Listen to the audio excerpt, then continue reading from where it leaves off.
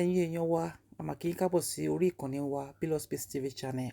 Madam Adebimpe aláṣọ àdúrà àwọn la gbé wá sí orí channel wa tí wọ́n ní ọ̀rọ̀ tó pọ̀ láti bá àwọn Nollywood actors and actresses sọ lórí àwọn premieres tí wọ́n ń ṣe lọ́tún lọ́sì.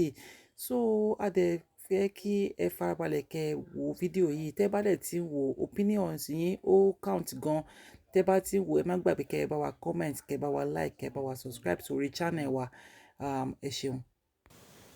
Ẹ̀yin Nollywood industry, ẹ̀yin actors, ẹ̀yin actress tẹ́ wà ní Nollywood industry, ẹ̀yin náà lẹ kọ́kọ́ máa sọ pé ẹ rí bí ayé wọn ṣe rí, pé tí ìlú òyìnbó ò bá gbé wọn, ẹ sọ Bukola Awayo pé wọn ò ṣe lọ síbòmíì kọ́ wá nǹkan ṣe, as if pé ẹ̀yin náà lẹ rán wa wá sílùú òyìnbó, nígbà tí kì í ṣe ẹ̀yin lẹ rán wa wá sílùú òyìnbó, tí kì í dẹ̀ ṣe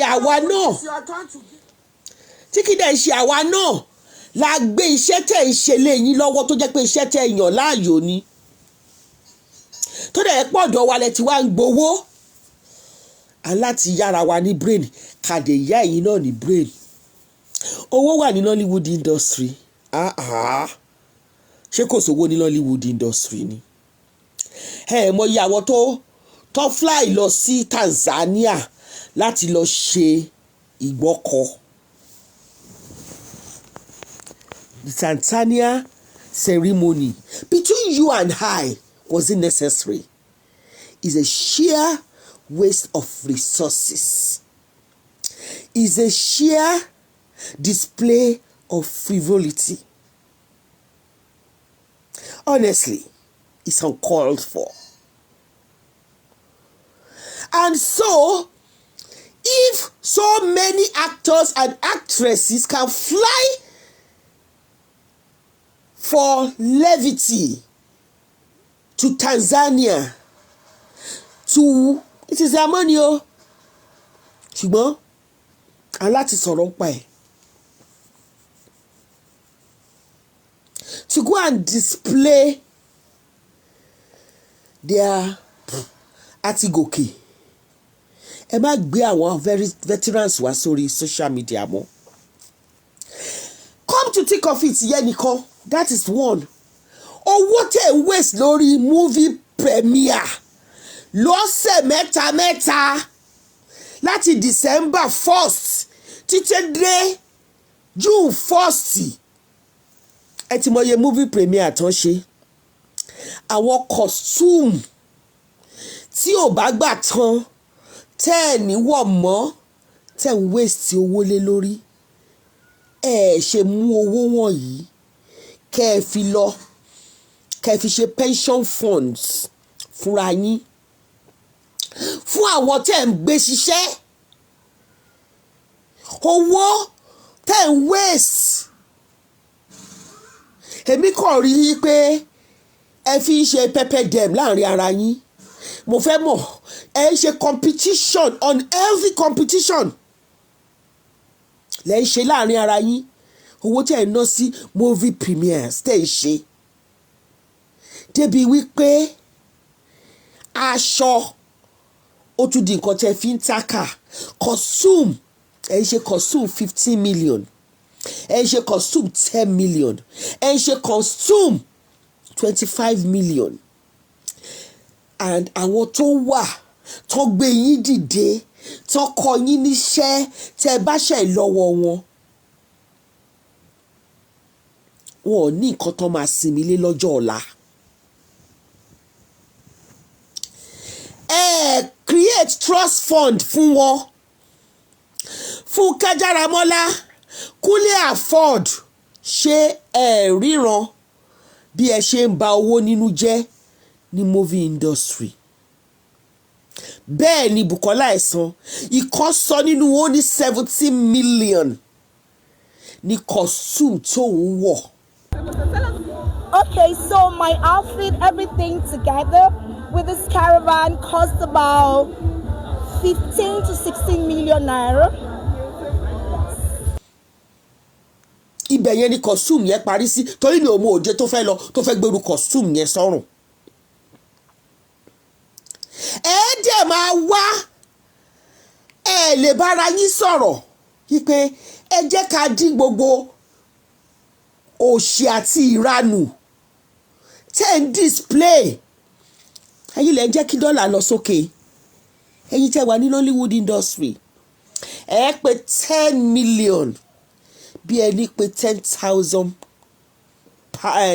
bí ẹni pé 10,000 naira. Ẹ sọ̀rọ̀ 200 million bí ẹni sọ̀rọ̀ 20,000 pounds. Ẹ̀yin lẹ ń báyé jẹ́. Fake life ó ti pa yín kú. Kunle Afod, Foluke Daramola, kí ni ẹ kàn gbéyàn wá ẹ wá tọrọ owó ẹ sọra yín ẹ̀yin méjèèjì yẹn nínú Nollywood industry ẹ fẹ́ bá ṣe bẹ́ẹ̀ ni pé àwa dá o a dá o àwa là ń gba àwọn ìyá àti bàbá àwa là ń gbà wọ́n lẹ̀. Irọ́ lẹ ń pa. Ojú ayé lẹ́yìn náà ń ṣe bí ẹ ń rí owó tẹ́ fi ń ṣe premier, owó tẹ́ ń ná sí premier. Ṣé bẹ́ẹ̀ ṣe ń ná láyé àtijọ́ nìyẹn? Ṣé bẹ́ẹ̀ ṣe ń ṣe premier yín 10 years ago nìyẹn? Ṣé ẹ tiẹ̀ ń ṣe premier ní 10 years ago? Ṣé ẹ ń ṣe ní 15 years ago? Ṣé ẹ kò kí ń tà? Wọ́n ní ọmọ tó bá ṣípá òníyẹ́ ń gbé. Ọ̀dọ̀ àwa tá a wà ń lo òyìnbó yìí tá a bá ti bọ́ sórí íńtánẹ́ẹ̀tì báyìí àwa lẹ́ ń target. Àwa náà ní family. Gbogbo àwọn bàbá àti ìyá tẹ́ ní wọ́n jẹ́ veteran tẹ́ ń tọ́jú ọ̀dọ̀ wa lẹ ti ń gbowó. Whereas owó dẹ̀ wà nínú Nollywood industry yín tẹ́ ń kó jẹ. My sister, don't believe all these actresses. Most of them live fake lives. What on my there? The only thing some of them are celebratory is breaking people's home and sleeping around. Empty barracks make the most. Jumoke Abandani. Sorry if I didn't pronounce your name. I quite agree with you. Fake life ni gbogbo yín ṣe. Owó wà nínú industry yín. Ẹ mú owó yẹn kẹ́ create trust fund. Nítorí gbogbo àwọn ọmọ kéékèèké tẹ́ ń kó kiri tí wọ́n ń kígbe I'm a celebrity. Ṣẹ́gẹ̀, thank you Ṣẹ́gẹ̀, thank you. Tẹ́ ń kó kiri ń sìn gbogbo wọn ló sì máa wá sunkún sí yín lọ́rùn. Ẹ mú trust fund kẹ́ gbé dìde kẹ́ bẹ̀rẹ̀ sí ní yọ pension láti bẹ̀. Nigerians ẹ ti wá sọ cyberspace níbi tí ẹ ti ń tọrọ nǹkan. Ẹ jọ̀ọ́ àwọn ìyá onírú, ìyá onílá, ìyá onítòmátósì ṣe mọ̀ pé wọ́n ń ṣẹgbẹ́, wọ́n ń fi nǹkan kan sílẹ̀ di ọjọ́ ọ̀la wọn. Ẹ̀yin tẹ́ wà ní Nollywood kò sí nǹkan kan tẹ́ ẹ fi sílẹ̀ dọ́dọ̀ ọ̀la yín ju wípé irọ́ pípa kẹ́ máa ṣòṣì bí ẹran tó ṣẹ́wó, kẹ́ máa live fake life, kẹ́ máa waste owó dànù. Ẹ̀yin náà lẹ bẹ̀rẹ̀ sí ní rọ́kọ́sẹ̀sì tẹ́ máa kọ́yàn sókè tó máa dé pọ̀rípọ̀rí ìgbà ìyá ńlá kú bàbá yín. Tẹ́ ẹ̀ nílé mí. At the end of the day, you run to the cyberspace, to the internet, to start seeking for donations. Ẹ sọra yín di bẹ́gibẹ́gi.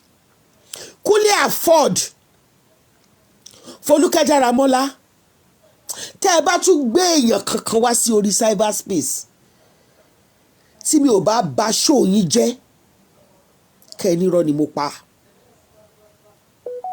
Ilé ẹni náà ti ń jẹ̀kútẹ́lẹ̀ tó ní dodo ẹ kọ́kọ́ lọ jẹ́ nínú ilé yín ní Nollywood industry yín ẹ lọ jẹ́ níbẹ̀. Ẹ lọ máa ṣòṣì yín bí ẹran tó ṣẹ́wó ní Nollywood industry yín. Ẹ pa 1.5 billion ẹ ń pa 500,000, ẹ ń pa $250,000 yet gbogbo owó ọmọ Nàìjíríà lẹ́gbàá tó kọ́ máa fi wo fíìmù tí ò ní lárí, fíìmù tí ò nídìí, tí ò lórí, tí ò nídìí. Ẹ manipulate wọn tó bá ti di pádùn kan bọ̀ ẹ ti gbé fíìmù òṣì kan jáde. Gbogbo owó wọn tó yẹ kó fi jẹun, kó fi tọ́jú ara wọn nínú ilé, wọn lọ máa fi wo fíìmù. Ẹni kó máa ṣe meet and greet, kó máa ṣe gbogbo ẹ̀. At the end of the day, you have done nothing to the society that is giving you a lot of money. A lot of money. You've done nothing to them. Kò sí ọ̀kanú yín tó kóra jọ pé my movie premiere I'm going to give back to the society. Ẹ gba hòtẹ́ẹ̀lì ńláńlá, ẹ jẹ oúnjẹ wàṣùwàṣù, ẹ fi pineapple, ẹ jẹdé, ẹ jẹgbí nínú pineapple, ẹ mọ mi nínú pineapple. Kùkúmbà kankan, watermelon kankan, gbogbo yá gbé dání, ẹ máa mú, ẹ máa jẹun pàṣà, ẹ máa jẹun bàlàbàlà. At the end of the day, orí cyberspace yìí ni ẹ wá tọrọ owó. Kò sí kankan nínú yín tó dì mẹ́ fit pé ní ọdún yìí o mo fẹ́ promote fíìmù mi, but ní tí màá fi promote ẹ̀ ní pé premiere mi màá ṣe ní orí page mi. Ẹ̀yin lovers mi tẹ́ bá ti ń wá wo fíìmù mi, a máa gbé òróró kọ̀ọ̀kan fún yín ní ẹnu ọ̀nà. Guru the boy, Guru to say how are you? Wọ́n invite musician, ẹ máa pòwe mọ́ra yín bẹ̀, ẹ máa mú ẹni tó aṣọ ẹ dáa jù, ẹ máa ṣe competition láàrin ara yín, ẹ máa gbówó láńlá pé